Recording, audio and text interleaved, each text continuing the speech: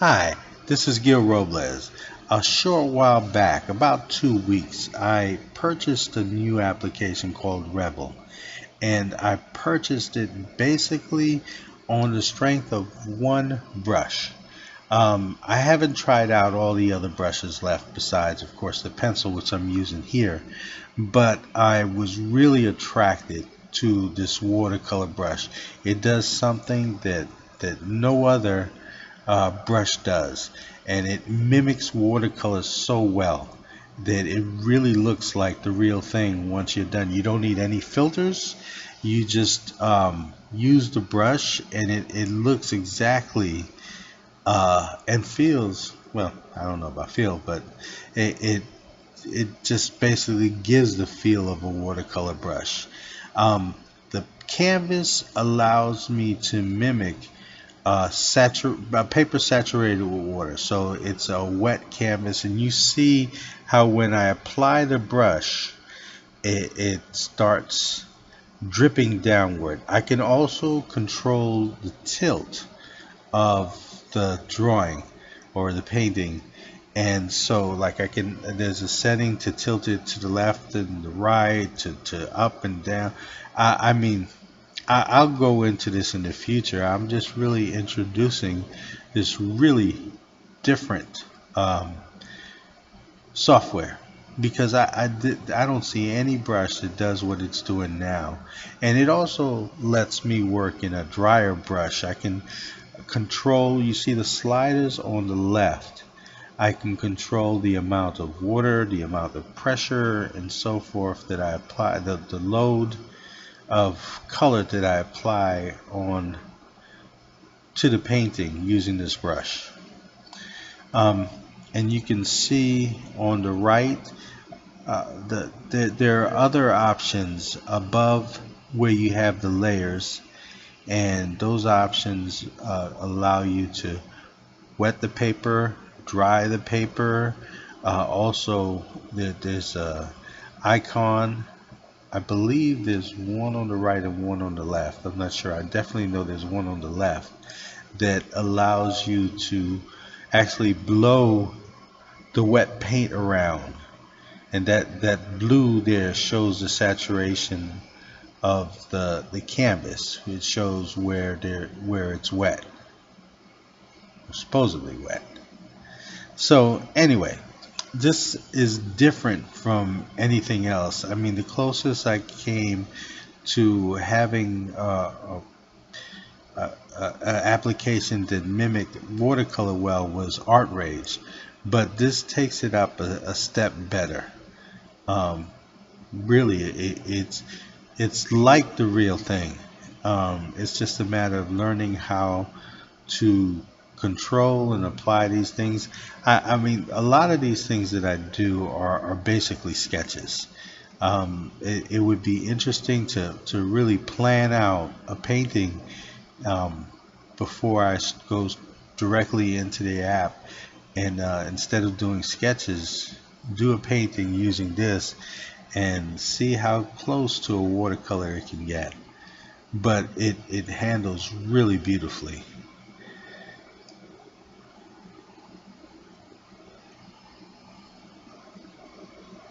So I'm going to basically let the program speak for itself as I use it. You can see how this brush works, or you can see what it does. And I think in the future, as I learn more about this application, I'll do videos explaining how this brush works.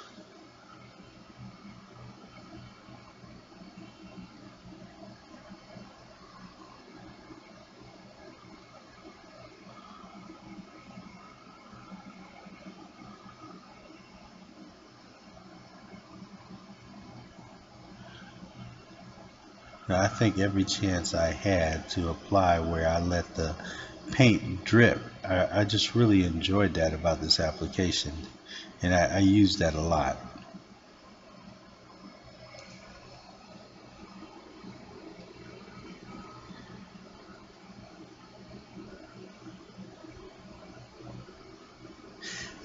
There's also on the right, all the way just above to where you have the layers. You have no, I'm sorry, four icons. All the way to the right is an icon that I keep pressing. If you notice, is when the paint starts dripping, you can press that icon to instantly dry the surface so the paint will stop dripping. So there's a lot of control that you can have over that. Also to the left on top of those sliders are different icons. There's blending, there's something for water, and just below like this where you see a drop of water, there's another icon, and that's for the tilt of your canvas, and you can direct the flow of these drips by adjusting the tilt, and you can even adjust the tilt as the paint is dripping or as the digital paint is dripping. Um, so there's a lot of control that you have with the way the paint goes. Sometimes it's fun just to let it slide.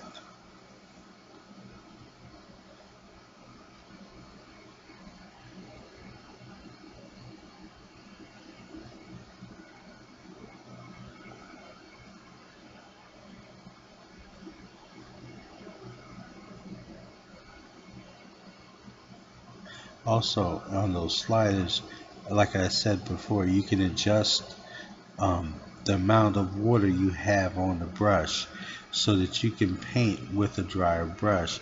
You can also, there's an icon on the right next next to that icon on the far right where it's next to the last one. And where you can dry the paper instantly. Oh, I did mention that, didn't I? So there you go.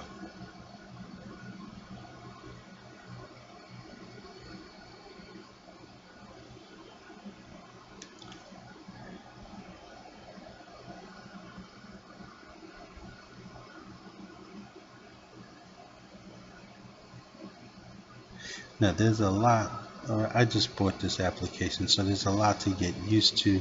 One of the things is that when I tried to set the properties to this image, I made it too large. One of the things is if you make it too large, you can't open up as many layers as you might like. It'll slow down your computer. So there's got to be a medium as far as setting that I can use. And once again, that just comes with getting to know the application better, and and I can work out all those little bugs. But right off the bat, I mean, it's very easy to use, very simple to use. There's stuff to learn, but you can just right out the box just start painting and getting used to the application. Don't be afraid to make a lousy image. You can learn from making a lousy image as well. At least you learn something about the application. And I mean, I don't think this is a great image. This is just basically a sketch, just trying to get used to this application. So, like I said, I think that I'm going to start uh, really planning these things out as far as the image is concerned, and do the same things I would normally do with an illustration, is basically do a bunch of thumbnails, pick out the best design, and work from there. It's something that I would plan out a little better than this.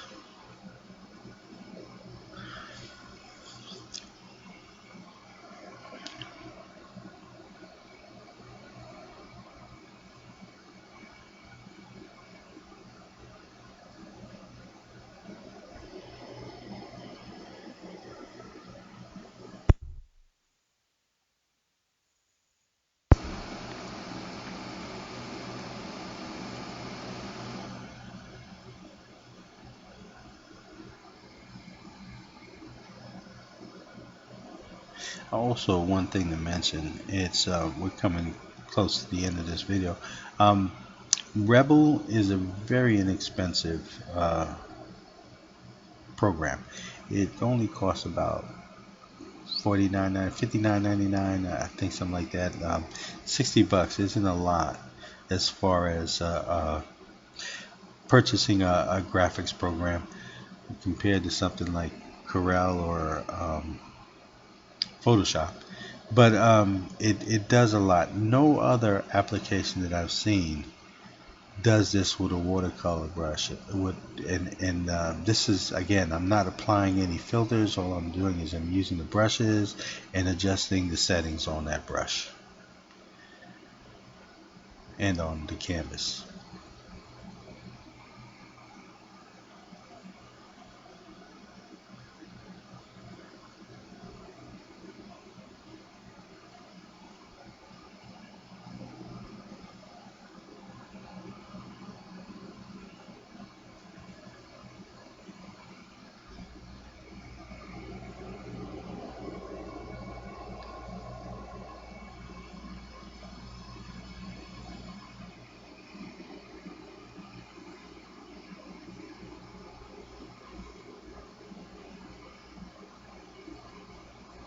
Okay, there you go. This is the final image.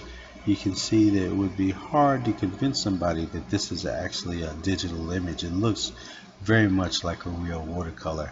If you like this video, please subscribe to my channel. Also visit me on my blog, artinthebusyworld.blogspot.com. Thank you.